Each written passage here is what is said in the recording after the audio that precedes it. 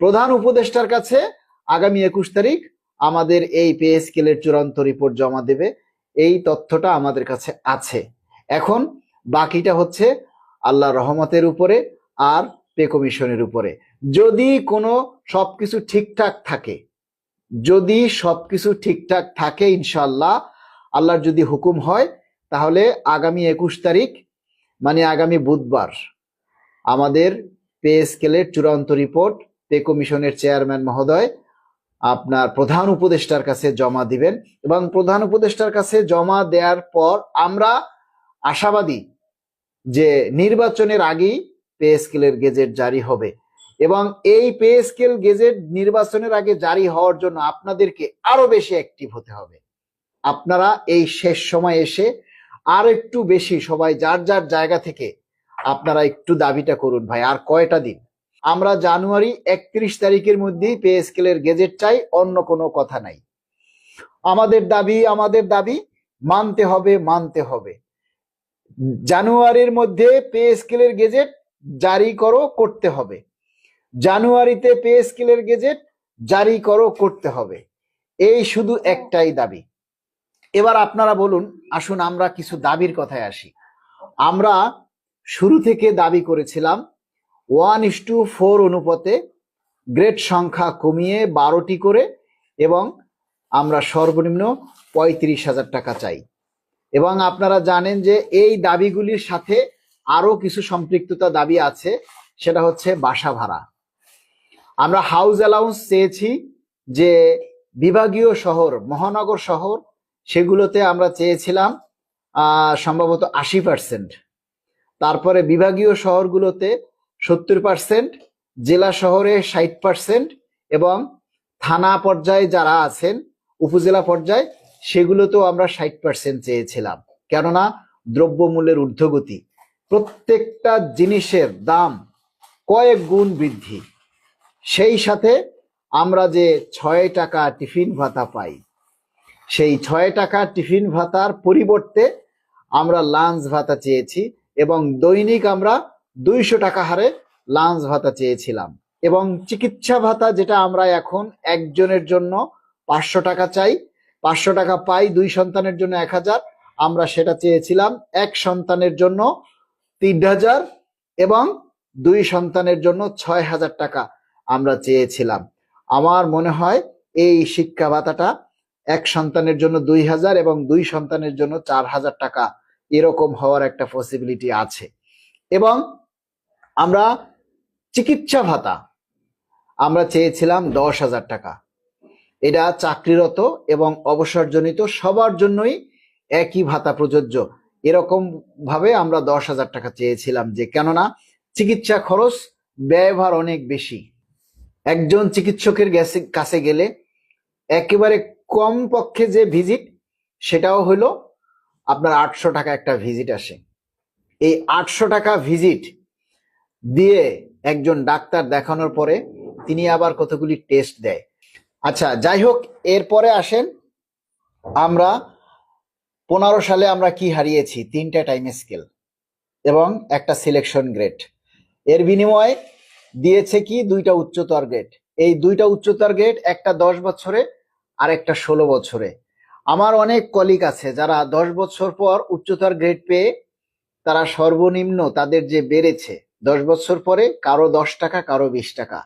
আমরা এই উচ্চতর গ্রেড চাই না। আমরা আমাদের সেই 15 সালের পূর্বের 3টা টাইম স্কেল আমরা পুনর্বহাল চাই। এবং আমাদের যাদের এই পেস মানে টাইম স্কেল ডিউ মানে পার হয়ে গেছে, পাওয়ার সময় পার হয়ে গেছে, যারা ডিউ, যেমন আমি 2টা টাইম স্কেল আমার ডিউ আছে, আমি একটা টাইম স্কেল পেয়েছি, আরো 2টা টাইম স্কেল আমার ডিউ আছে। আমি যেন সেই 2টা টাইম স্কেলও আমি পেতে পারি, সেভাবে যাতে গেজেটে উল্লেখ করা থাকে, সেই দাবিটা আমরা জোরালো করছি। আমরা সবাই চাই আমাদের এই গেজেটে, এই পে স্কেলে যাতে 15 সালের পূর্বের সেই পূর্বের ন্যায় 3টা টাইম স্কেল যাতে পুনর্বহাল করা হয়। আপনারা রাজি আছেন তো? সবাই মিলে টাইম স্কেলটা ফেরত চাইবেন তো? যাদের পদোন্নতি নেই, যারা ব্লক পোস্টে আছেন, তাদের কিন্তু গ্রেড পরিবর্তন হবে না। পে স্কেল হলে আপনার গ্রেড কিন্তু আগাবে না। আপনি যদি 10 গ্রেডে থাকেন তাহলে 10 গ্রেডেই থাকবেন। আপনি যদি 20তম গ্রেডে থাকেন আপনি কিন্তু 20তম গ্রেডেই থাকবেন। আপনি 19তম গ্রেডে আসবেন না যদি আপনার টাইম স্কেলটা না থাকে।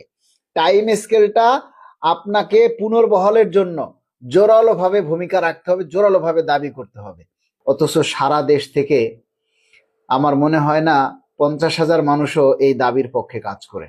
আপনারা দেখেছেন যে আমরা যতটা চেষ্টা করছি, যতজনই আমরা চেষ্টা করছি, আপনারা যতজনই চেষ্টা করছেন, তাদের জন্যই কিন্তু আজকে আমাদের এই পে স্কেল প্রায় পজিটিভ হওয়ার পথে।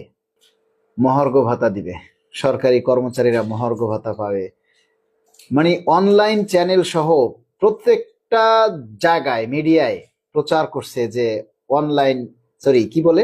মহার্ঘ ভাতা দিবে। কিন্তু আমি পোস্ট দিয়েছি যে মহার্ঘ ভাতাটা সম্পূর্ণ গুজব।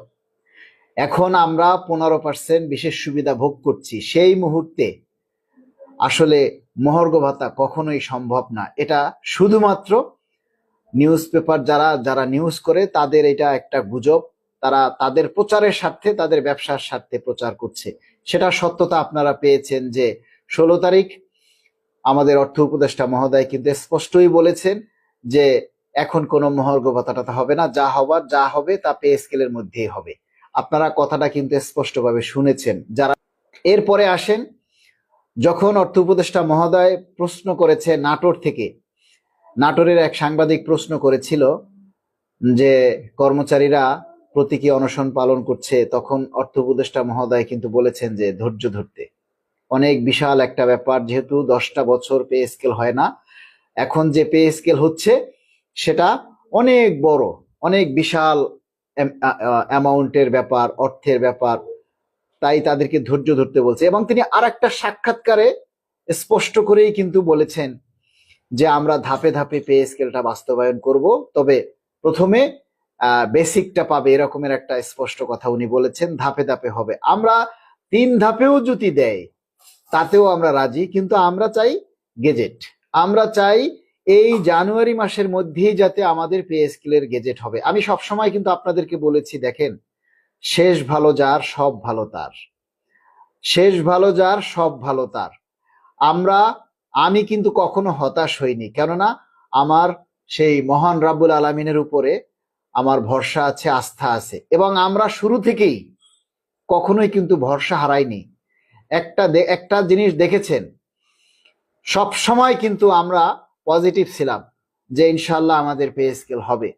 আজকে আমাদের সেই পে স্কেল পজিটিভ হওয়ার পথে, এবং যে এই যে রিভাইজ বাজেট, সেই রিভাইজ বাজেটেও কিন্তু আমাদের এই পে স্কেলের জন্য অর্থ বরাদ্দ রাখা আছে। এবং জানুয়ারিতে আংশিক সুবিধা দিবেন বলেছেন। আংশিক মানে আপনি বেসিকটা পাবেন, হয়তো পরবর্তী যে বাজেট জুলাই, সেই জুলাইতে আপনি বাড়ি ভাড়া বা ভাতা পাবেন, বা তারপরে আবার আপনি অন্যান্য যে ভাতা আছে সেগুলি পাবেন। সাধারণত পে স্কেলটা এভাবেই বাস্তবায়ন হয়ে থাকে।